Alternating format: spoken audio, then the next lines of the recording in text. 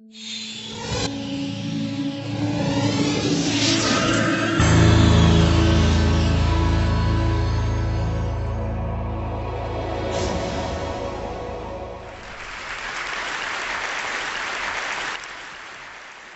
1975, I met in Florence Professor Carlo Pedretti, my former professor of art history, and today a world-renowned scholar of Leonardo da Vinci. Well, he asked me if I could find some technological way to unfold the 5 centuries-old mystery related to a lost masterpiece by Leonardo da Vinci, the Battle of Anghiari, which is supposed to be located in the Hall of 500 in Palazzo Vecchio in Florence. Well, in the mid-70s, there were not great opportunities for a bioengineer like me, especially in Italy, and so I decided with some researchers from the United States and the University of Florence to start probing the murals decorated by Vasari on the long walls of the Hall of 500, searching for the lost Leonardo. Unfortunately, at that time, we did not know that that was not exactly where we should be looking, because we had to go much deeper in, and so the research came to a halt, and it was only taken up in 2000 thanks to the interest and enthusiasm of the Guinness family. Well, this time we focused on trying to reconstruct the way the Hall of 500 was before the remodeling, and the so-called Sala Grande, which was built in 1494, and to find out the original doors, windows. And in order to do that, we first created a 3D model. And then with thermography, we went on to discover hidden windows. These are the original windows of the hall of the Sala Grande. We also found out about the height of the ceiling. And we managed to reconstruct, therefore, all the layout of this original hall the way it was before came Vasari and restructured the whole thing, including a staircase that was very important in order to precisely place the Battle of Anghiari on a specific area of one of the 2 walls. Well, we also learned that Vasari, who was commissioned to remodel the Hall of 500 between 1560 and 1574, by the Grand Duke Cosimo I of the Medici family, we have at least 2 instances when he saved masterpieces, specifically by placing a brick wall in front of it and leaving a small air gap. One, the Trinity of Masaccio, the Church of Santa Maria Novella in Florence. So we just said, well, maybe Vasari has done something like that in the case of this great work of art by Leonardo, since he was a great admirer of Leonardo da Vinci. And so we built some very sophisticated radar antennas just for probing both walls and searching for an air gap. And we did find, mainly on the right panel of the east wall, an air gap. And that's where we believe the Battle of Anghiari, or at least the part that we know has been painted, which is called the Fight for the Standard, should be located. Well, from there, unfortunately, in 2004, the project came to a halt, many political reasons. So I decided to go back to my alma mater, and at the University of California, San Diego, and I proposed to open up a research center for engineering sciences for cultural heritage. And in 2007, we created CISA 3 as a research center for cultural heritage, specifically art, architecture, and archaeology. So students started to flow in, and we started to build technologies, because that's basically what we also needed in order to move forward and go and do field work. We came back in the Hall of 500 in 2011, and this time with a great group of students, and my colleague, Professor Falco Kustner, who is now the director of CISA 3, and we came back just since we knew already where to look for, to find out if there was still something left.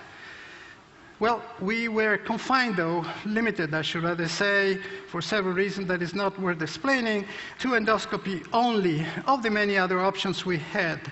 And with a 4mm camera attached to it, we were successful in documenting and taking some fragments of what it turns out to be a reddish color, black color, and there's some beige fragments that later on we ran much more sophisticated exams, XRF, X-ray diffraction, and the results are very positive so far. It seems to indicate that indeed We have found some pigments.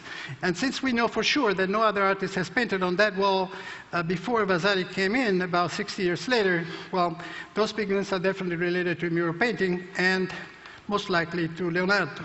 Well, we are searching for the highest and highly praised work of art ever achieved by mankind.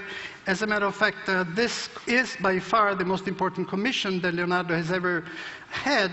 And for doing this great masterpiece, he was named the #1 artist in Florence at that time.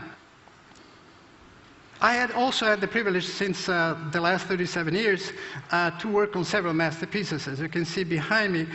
But basically to do what? Well, to assess, for example, state of conservation. See here a face of the Madonna of the chair that when just shining UV light on it, you suddenly see another different lady, aged lady, I should rather say.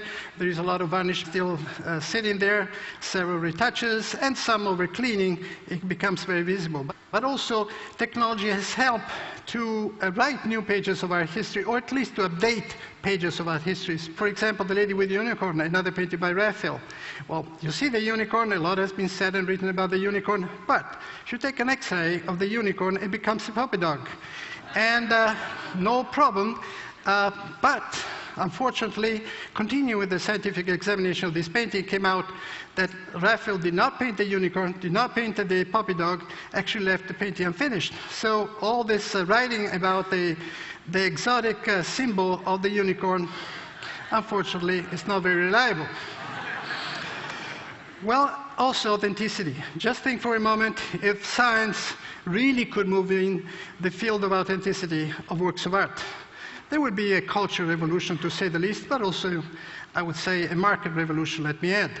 Take this example, Otto Marseille's nice painting, which is still life at the Pitti Gallery, and just have an infrared camera peering through, and luckily for art historians, it just was confirmed that there is a signature. Otto Marseille's even says when it was made and also the location. So that was a good result. Sometimes it's not that good.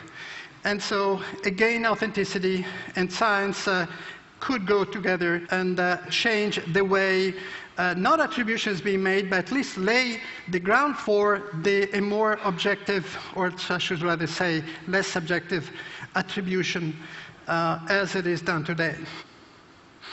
But I would say the discovery that really caught my imagination, my admiration, is the incredibly vivid drawing under this layer, brown layer, of the Adoration of the Magi. Here you see a handmade setting, XYZ scanner with an infrared camera put on it, and just peering through this brown layer of this masterpiece to reveal what could have been underneath. Well, this happens to be the most important painting we have in Italy by Leonardo da Vinci, and look at the wonderful images of faces that nobody has seen for 5 centuries. Look at these portraits. They are magnificent. You see Leonardo at work. You see the geniality of his creation right directly on the ground layer of the panel. And see this cool thing, finding, I should rather say, an elephant. Because of this elephant, over 70 new images came out, never seen for centuries. This was an epiphany. We came to understand and to prove that the brown coating that we see today was not done by Leonardo da Vinci, which left us only the underdrawing that for 5 centuries we were not able to see. So thanks only to technology. Well, the tablet. Well, we thought, well, if we have this pleasure, this privilege to see all this, to find all these discoveries, what about for everybody else? So we thought of an augmented reality application using a tablet. Let me show you, just simulating what we could be doing, any of us could be doing in a museum environment. So let's say that we go to a museum with a tablet, okay? And we just aim the camera of the tablet to the painting that we're interested to see, like this, okay? And then we just click on it, we pause, and now let me turn to you. So the moment the image, or I should say the camera, has locked in the painting, then the images we just saw of the underdrawing are being loaded. And so, see, we can, as we said, we have zoom in, then we can scroll. Okay? Let's go and find the elephant. So all we need is one finger. We just wipe off, and we see the elephant.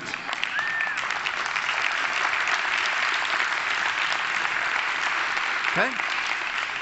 And then if we want, we can continue the scroll, and to find out, for example, on the staircase, the whole iconography is going to be changed. There are a lot of laymen reconstructing from the ruins of an old temple a new temple, and there are a lot of figures showing up, you see?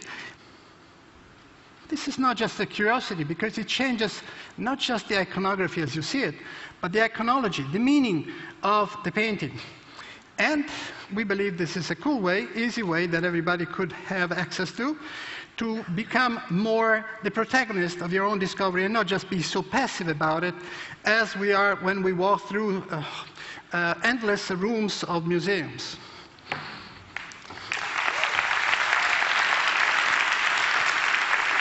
Another concept is the digital clinical chart, which sounds very obvious if we were to talk about real patients, but when we talk about works of art, unfortunately, it's never been tapped as an idea.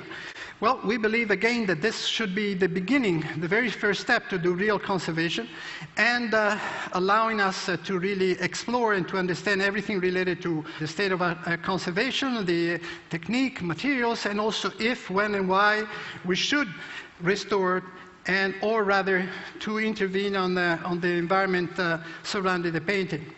Well, our vision is to rediscover the spirit of the Renaissance, create a new discipline where engineering for cultural heritage is actually a symbol of blending art and science together.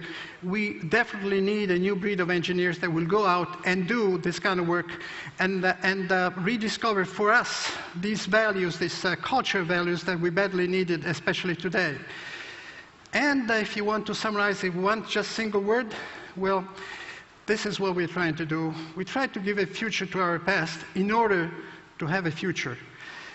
As long as we live a life of curiosity and passion, there is a bit of Leonardo in all of us. Thank you.